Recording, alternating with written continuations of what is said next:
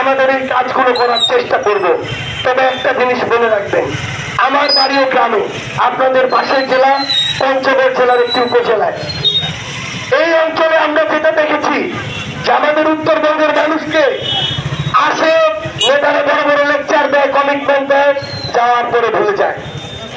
আমরা আমাদের জায়গা থেকে আপনাদেরকে শুধু এটুকু বলতে চাই, আপনাদের সামনে আজকে যে কথাগুলো বলছি, এই কথাগুলো যদি আমাদের সংসদে যাওয়ার সুযোগ হয়, আমরা সেদিনও দাঁড়িয়ে বলবো যে চল ঢাকার মতো একটা উপজেলার ব্যাপারে কিভাবে একটা রাস্তা সামান্য পানিতে ডুবে যায়।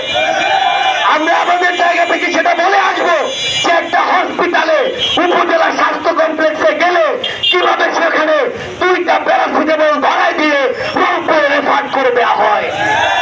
আমরা সেখানে গিয়ে বলবো কিভাবে একটা থানায় গেলে পুলিশ দুই পক্ষের কাছে টাকা খেয়ে দুই পক্ষকে ব্যালেন্স করে মামলা সামনের দিকে নিয়ে যায়।